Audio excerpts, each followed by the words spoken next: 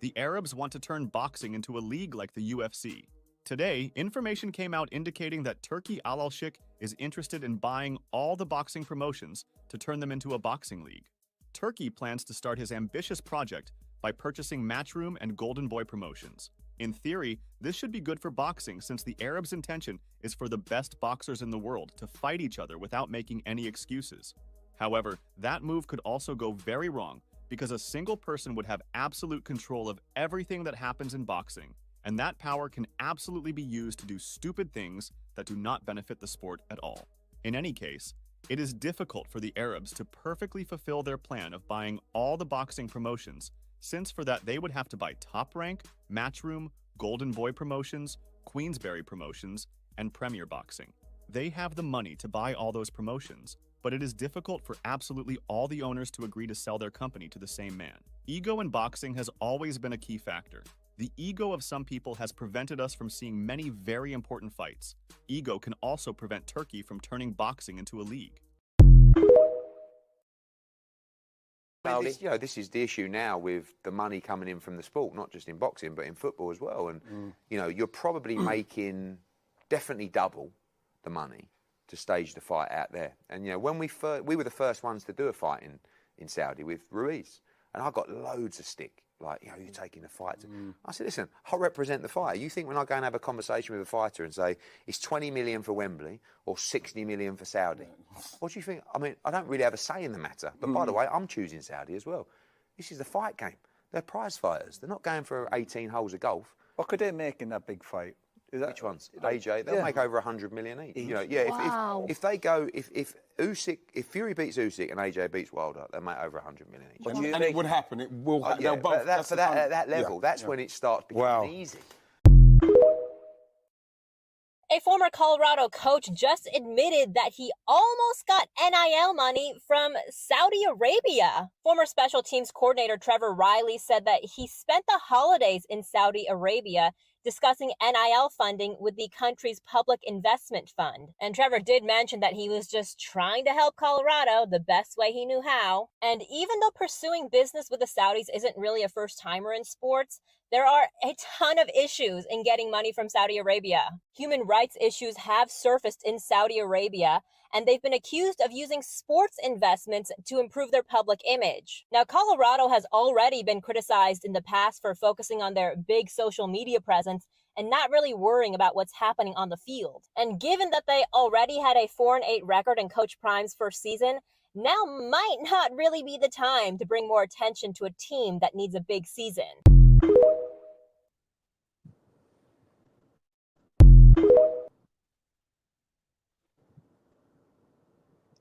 All right. Good afternoon, everybody. Happy Sunday to everyone. Today is August the 25th.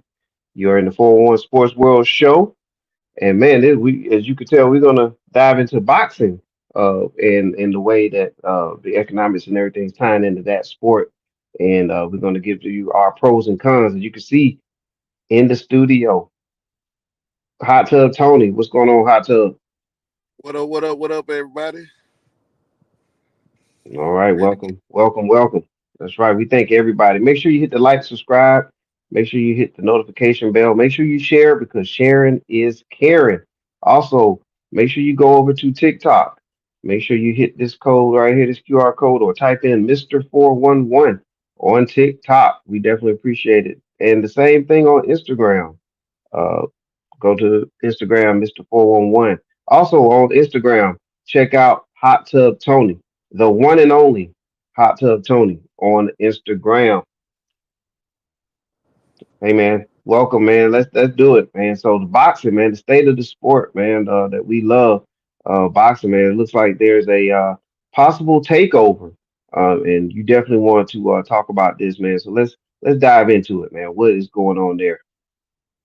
Well, we see that Saudis is making a big push into the boxing realm. Something similar to what they did in soccer and in golf with the live on the golf side, which right almost PGA's dominance over golf. I think that Saudi end up buying into the PGA as a kind of a compromise to keep them from making their own competing pro golf league. they're doing the same move in the boxing realm. They putting the WBO, the WBF, the WBA, and the IBF on notice. They're buying up all the major promoters. They already got Golden Boy, a couple of others. They're looking at Top Rank hard. I think Top Rank is kind of pushing back on the price. But the overall question is this good for boxing? Hmm. And in my opinion, yes and no. Yeah, It's yeah. All good right, in all the right. it's good in the respective of a fan. If you are a hardcore boxing fan like I am, like you are, and a lot of other people are, you're gonna enjoy these changes if this does come to pass. They're doing moves similar to what the UFC did with buying out the smaller promotions, consolidating the league itself, and making the top ranked fighters actually fight each other. So instead of you waiting years and years for a fight to happen, it's gonna be almost mandatory under the Saudi controlled boxing.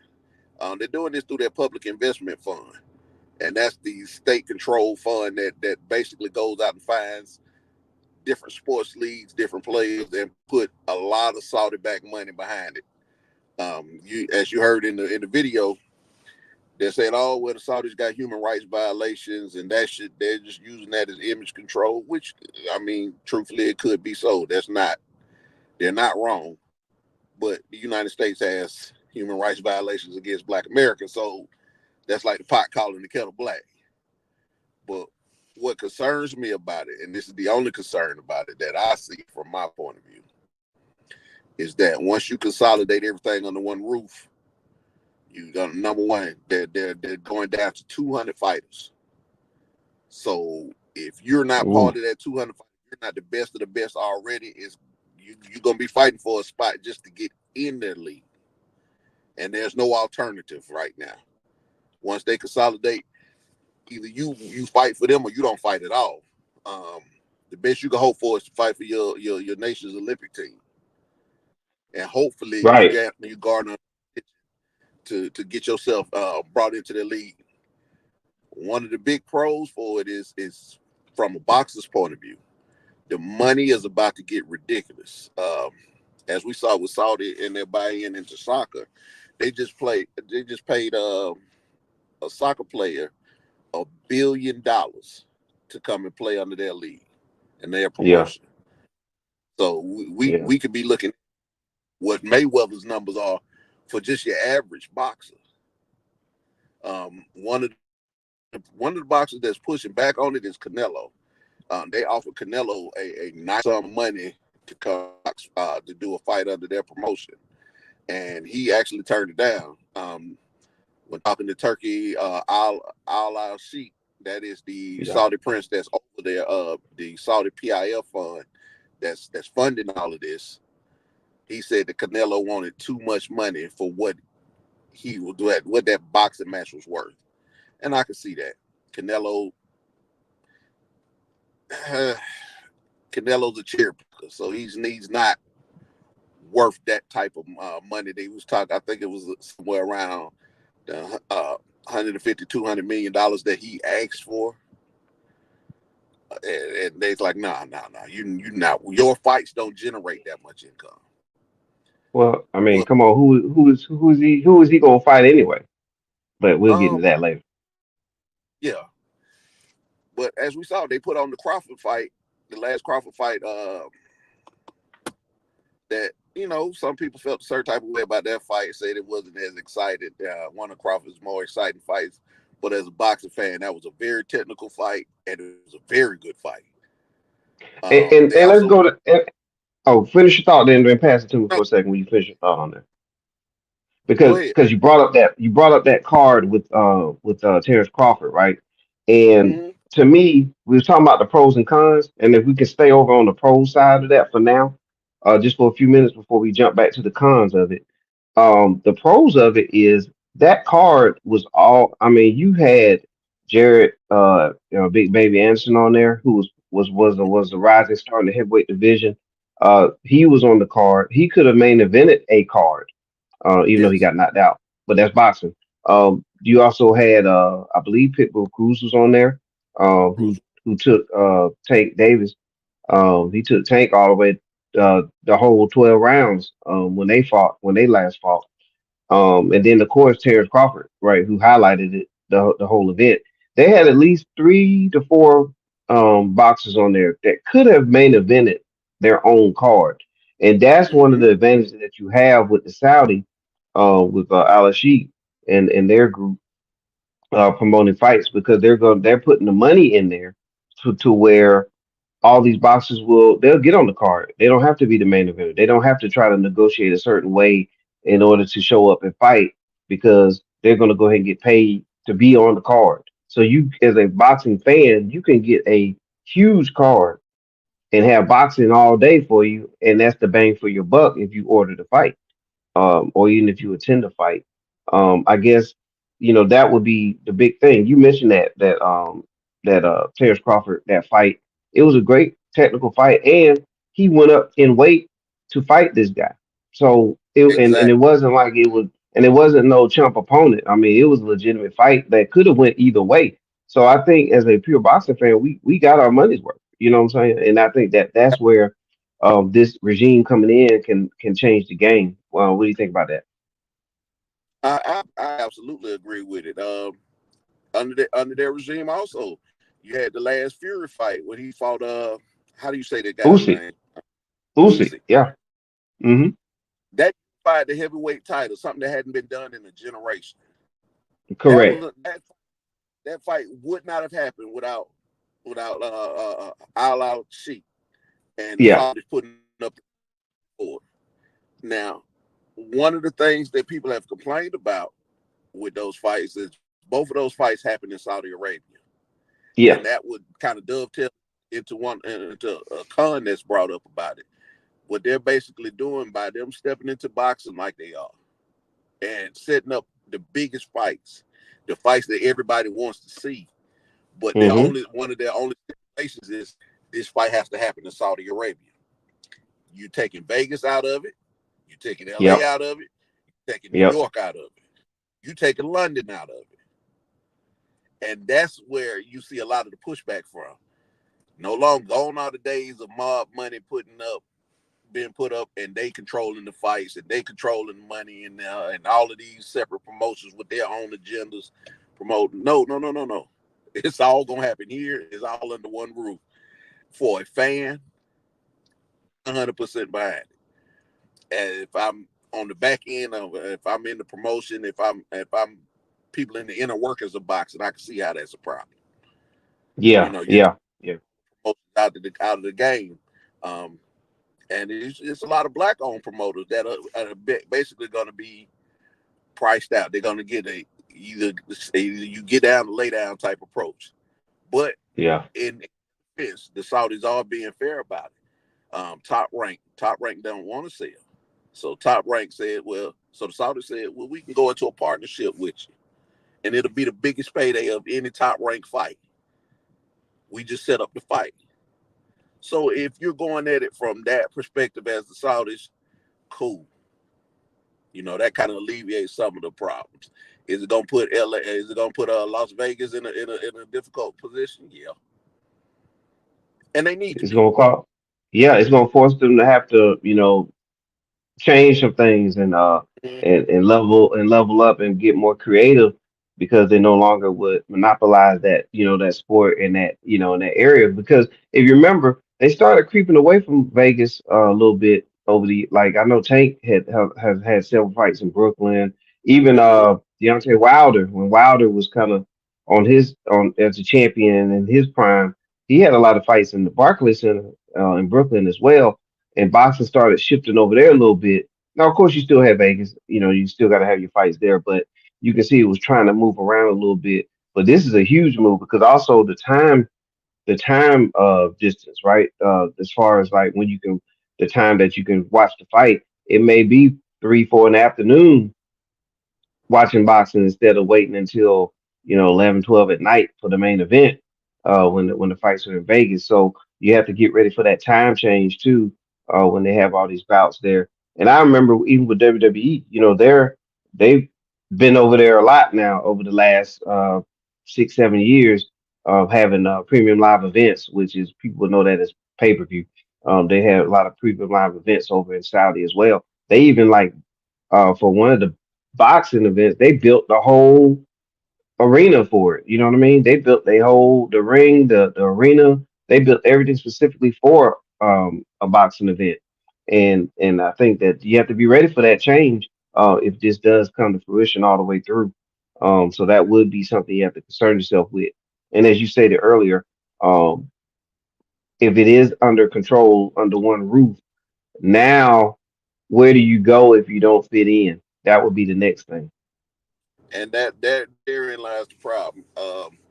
As we saw with the NBA, the NFL, all our teams, Major League Baseball, there are no um, Mm, rival sports companies that rival those. yeah. They essentially monopolize those their individual sports, and you're seeing that that's what the Saudis are going to, which is not bad. But they put, I mean, that's not always bad. They put a lot of money into this. They're talking about putting $2 billion into making this happen, but they're estimating in the Boy. first year of making $4 to $5 billion. I think it's going to be way more than that. I think you're in the prime. But by them doing that, it's putting the UFC on notice for one, because the UFC's rise to prominence has basically run parallel to boxing's decline, because Yes. we have way too many leagues, way too many associations, way too many divisions, and it makes it hard to even track who's the champion of what. A lot of times, a Good lot of point. these belts Good that point. don't even mean anything. You fighting over there in the IBF, well, you don't have anybody worth fighting in your division in the IBF. All your competition is in the WBA, and you're not fighting them. The Saudis are gonna make those type fights happen. Yep. That's always a win for us. They also somewhat going to cost a lot of these networks some money, because when you have all the fighters under one house, under one roof, who gets the rights to show those fights? Are you going to Good. go and let one network monopolize it, or are you going to do what they did with the Crawford fight and just let you could pull that off of illegal stream? And they knew people were downloading the fight. They let it happen. The Saudis are not in this for money, by no means. They are and they aren't. All of this is a ploy from the Saudi government to basically steer their economy away from oil base and kind of diversify them. They're looking at Vegas and saying we want to be Vegas on steroids. Yeah. They're, they are literally building a city just for sporting events. That's how much of an investment that they're putting into this, which is a brilliant strategy. It's It putting a lot is. of it's putting a lot of countries on notice, because what America, what are you going to do when all your boxing goes through Saudi Arabia? Yep. And that's what's It, happening right now as we speak. I mean, think about it, man. We were clamoring for Spencer and Crawford to fight for however long. They finally got it done, and it was a huge hit. You know what I'm saying? When they finally did it. But that fight should have happened many a time. That the first time they fought probably should have been their third fight. You know what I mean? Then you have we had how many times we waited for Canelo? I'm not Canelo. I'm sorry. Well, we're still waiting on him too. But he's running from Benavidez, right? And but going back to Floyd Mayweather and Pacquiao, how long do we have to wait for them to finally get in the ring? That was wild. So things like that, and that's where the pro come in with them. Is that those fights are going to happen? Why? Because they're going to pay. The heavyweight division fell off the map. It fell out the universe. But because of the money, because of what they did to push that back in, we got all those heavyweight matches. You know what I'm saying? And now we truly have a heavyweight division worth watching because they're getting those guys to fight. They don't have to go through all the red tape from this league, this division to that division, WBA, WBC, WBC. We ain't got to go through all that. They're gonna fight, and so I think that's the plus side of this and what they're doing from the Saudi side of things.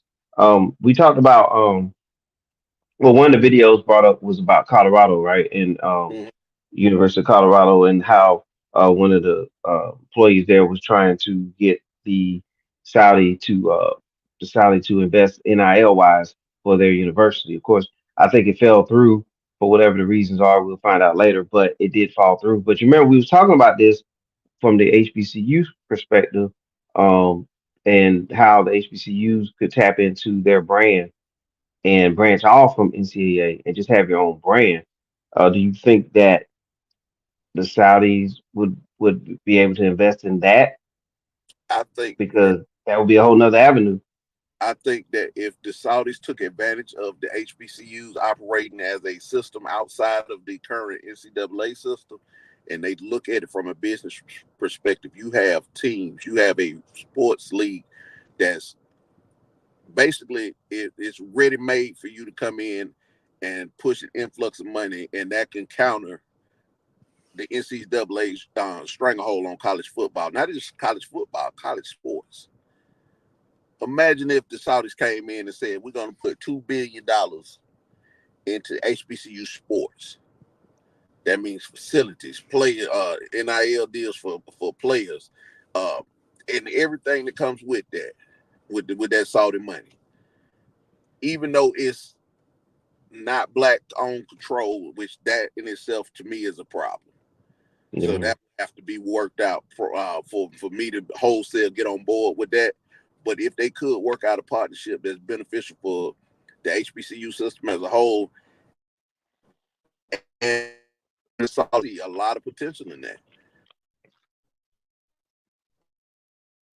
And we're in an Yeah. era that, with just the money that they put, just the amount of money, if they came to it and say, we got $2 billion, we got $4 billion over here for HBCU sports, who's the top recruit coming out? Now you can take yourself over there to Georgia, and you might make $1 million, or you can come over here and make $5 million and play for these HBCU. Who you think those cheers gonna go support? They go to Hey, the five is HBCU, go wherever the. So I exactly. think that move. I think if the HBCU system as a whole was smart, that's a move that they should entertain. That's something that they should be actively seeking.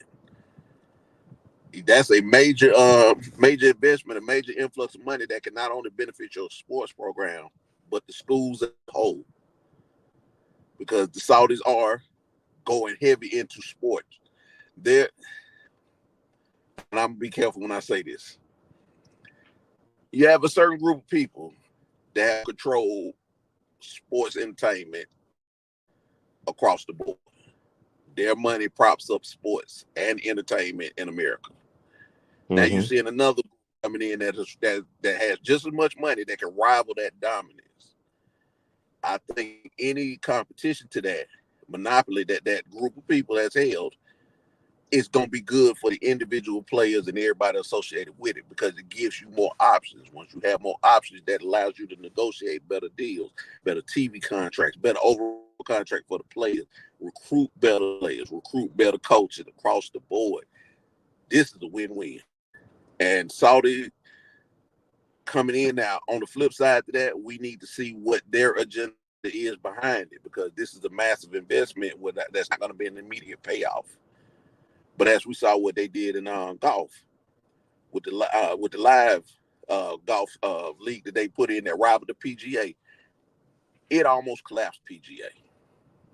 They were offering the top players billion dollar contracts to lead the PGA to come over to live. That was huge, to the point where the PGA had to come into an agreement. I think they did it as a partnership with the Saudis having major control over the PGA for them to dissolve the rival league. So now the Saudis have a major hand in PGA. They're doing the same thing in tennis. They're signing individual tennis players now. They're getting the Mm. top players in the world and trying to offer them as much money as hundreds of millions of dollars in contract money that most tennis players outside of Serena Williams have not seen. Of course, they're gonna go for that.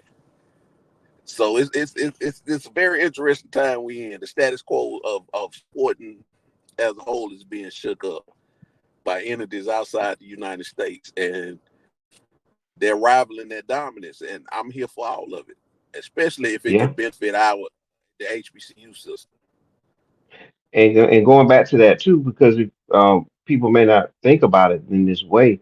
You say, well, why? How come the HBCU teams are not as, on the same stratosphere as Power Four? It used to be Power Five, and you got to just look at some things from a different angle. One is like, for example, Bethune Cookman. That school, that institution is about 3,000 with students at that institution. You even look at FAMU, which is one of the premier ones. Matter of fact, they're the national champions. Their student Mm, population is 10,000, and so you compare that to, let's just say, a UGA. I mean, I don't know how many students are there, but we talking FAMU is you're thinking that's huge, right? Compared to 3,000 over at Bethune, but the size of the schools is different. You know what I'm saying? And then, of course, there's other things that could be worked out. But ultimately, if you get the financial backing, that changes the game because you can have a football team that can compete with any football team in the nation. mm, You only got to feel like what 80, 60 to 80 players, so you can get 60 to 80 players to play at any school, no matter how big the school is, and things like that. So that would be a huge move, man, if something like that could happen, and it would truly level out the playing field, and everybody still wins because the student athlete wins. They get to play the game they love. They get to still have a chance to go pro. They'll have the facilities that you can get anywhere else in the world. You get your education, and it just works hand in hand. So, I mean, that's just a. I know we're thinking outside of the box, and that's where you have to go sometimes, to get where you want to go. And man, so that would be interesting to see if something like that would have happened, would to happen. and I say that outside of the box thinking is why the Saudis are in the position that they are now. They're Yeah, thinking outside the box, thinking about if I can control this sports league, how much money does the NFL make? How much right. money does Major League Baseball make? Yep. So if it requires me to put in this small investment, and I'm a country that's worth trillions of dollars, it's not hurting me. It's not hurting my economy one bit to invest $4 and $5 billion into getting a guaranteed a multi-billion-dollar franchise sports league that's going to continually bring me back that same $4 or $5 billion or more on a yearly basis.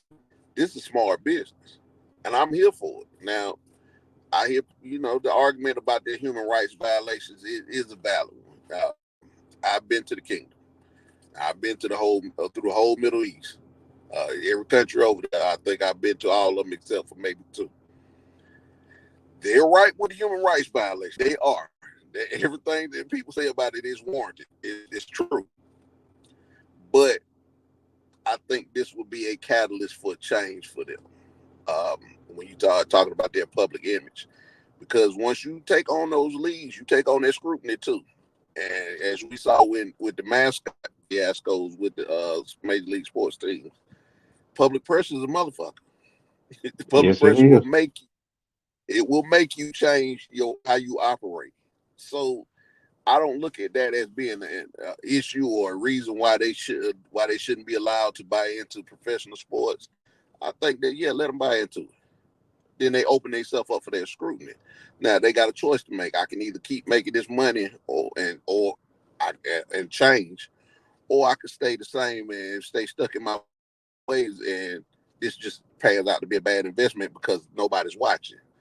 Which I don't think that's going to stop people from watching. Like I say, the U.S. is the world's leader in human rights violation, and nobody stopped watching the NBA yet. Nobody stopped watching the NFL yet. So Yeah. that only appeals to a certain demographic of people. I think your everyday sports fan are gonna watch sports regardless. So Yep. if we got an opportunity to have our schools prominent and have the financial backing that they finally need to be competitive with the PWI institutions, with the Power Five, all for it. On the boxing side, this is going to kind of dovetail it back to boxing. This is Yeah. going to run the bums out of boxing, basically. What you're going to see is those fighters who've been kicking around in these like the WBA, the WBC, and they've been in weak divisions. You can no longer hide there anymore. So we are going to go back to seeing truly the best boxers fight each other. 200 spots. That means everybody in the world is fighting for these 200 spots. And that in itself is going to make it's going to raise the level of competition in the sport. Yep. Mm-hmm. I think if this move goes through, boxing will go back to being the number one sports worldwide, like it was. And people forget, at one time, wasn't the NBA, wasn't the NFL, Nope. wasn't even soccer. It was boxing. It was Worldwide, boxing. the number one sport, hands down. That boxing reigned all the way up into the 80s. That's recent history. I'm just old enough to remember it. I got all the old fights on VHS. So, Yeah. And then some people will never be able to know or experience that. But yes, boxing was number one. And yes. And the reason why it was number one, what I'm saying, is because you had those type of matchups. You had the greats have these trilogies. You know what I'm Mm-hmm. saying? You had upsets. You had everything you needed. Because in that sport, I mean, it only take one punch, and any given match you can lose at any point, but you had the best of the best going at it. So you had the promotion of it, the hype of it, the anticipation of the match coming up. And the one that took over that was NFL, right? You got at that time what it was. I think it Well, was at 12 games. You know what I'm saying? Well, you had like Major the League. football where you. Oh, I'm sorry. Go ahead. Yeah, they took the Oh yeah. spot. Yeah.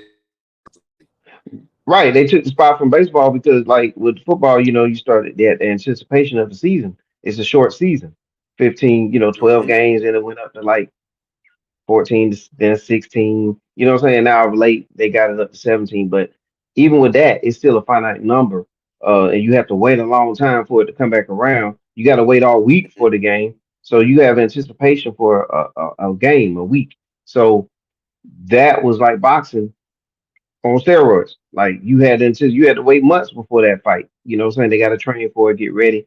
So you had all that. And ultimately when they got away from having when the best didn't fight the best, it opened the door for other sports to take over. And then speaking of that, UFC, right? You mentioned it earlier, the best of the best fight in UFC. And I think that's where a generation of fans were looking for. They were looking for combat sports where you did get the best of the best instead of waiting, you know, 5, 6 years before these two that finally go at it. And this is where it spins all the way back around. That is already changing, has changed, but it's going to become the new norm, in my opinion. And to go back to kind of touch on the UFC.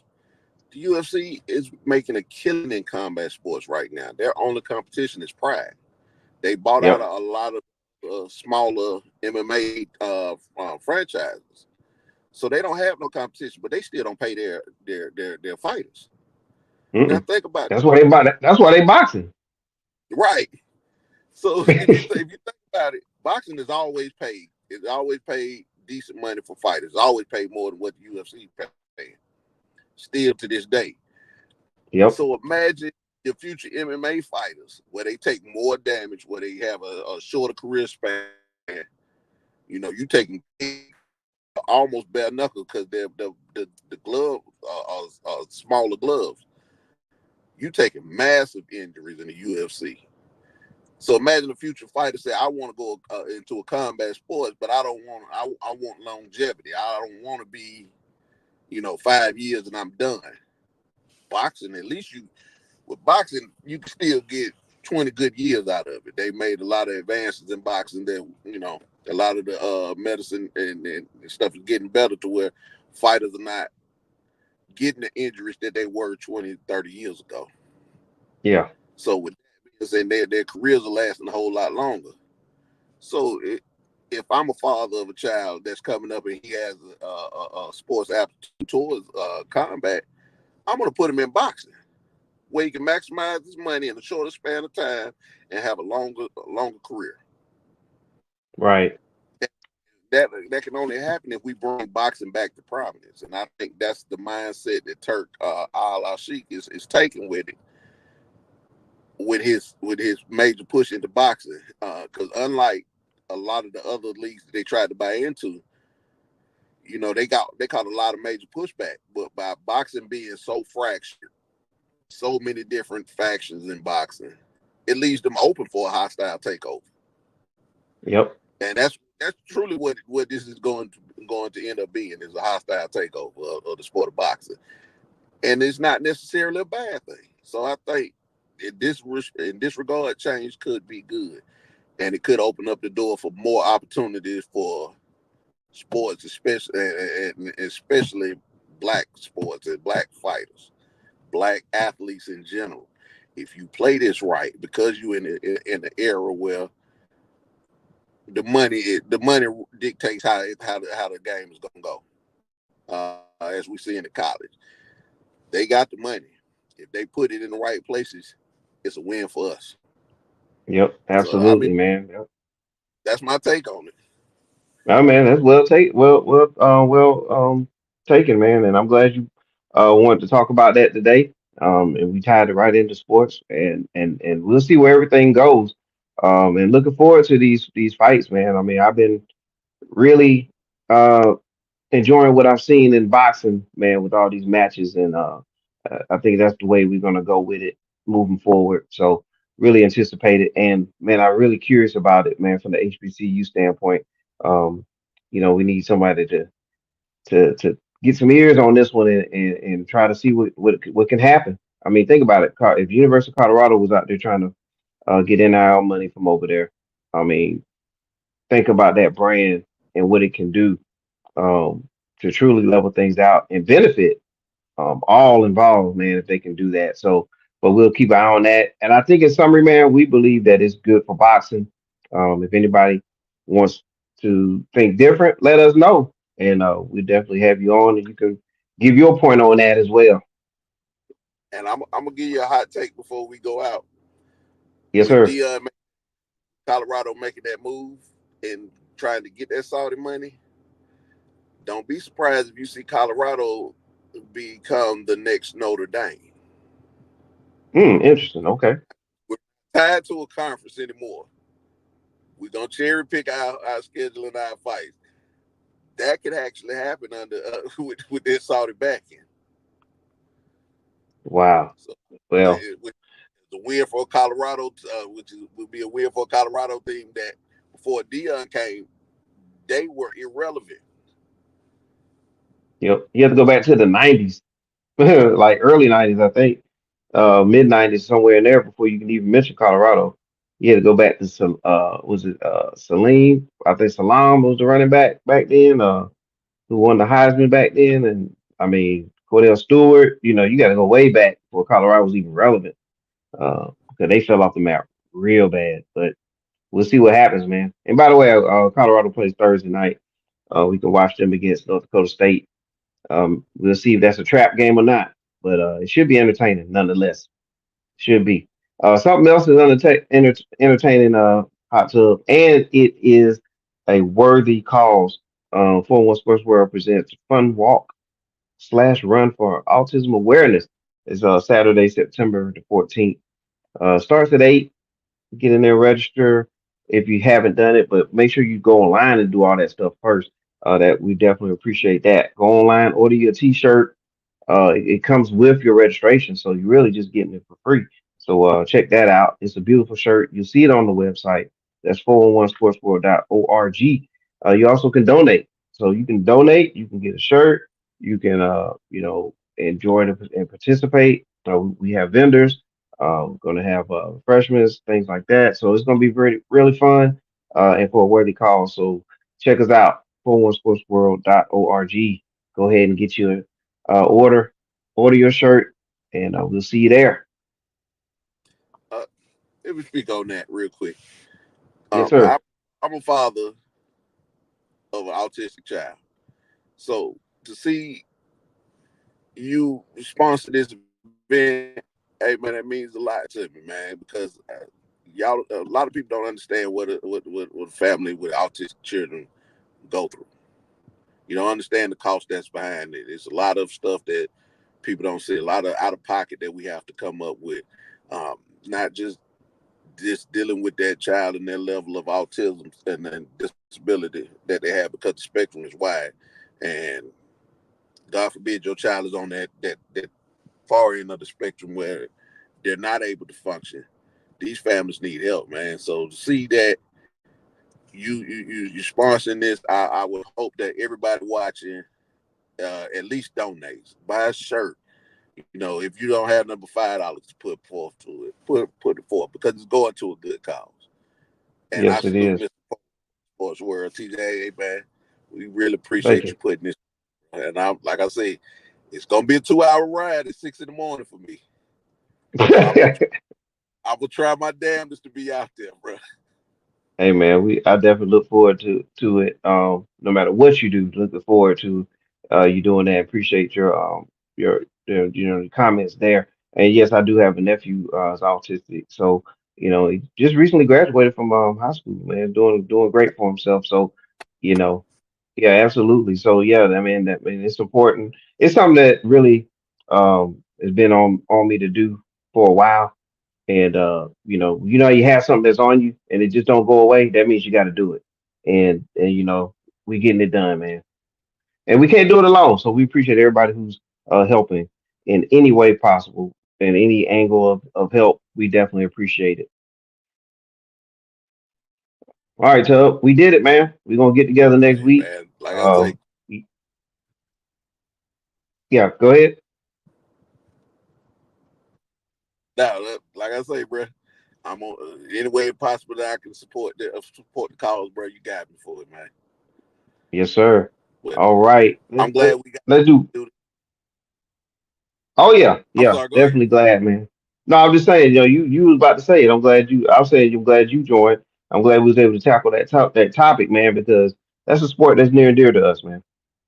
Oh yeah. Boxing is always gonna be my favorite sport, and I want to see it Absolutely, finally get into good hands and finally giving the fans what we deserve and boxers themselves the legacies they deserve. absolutely.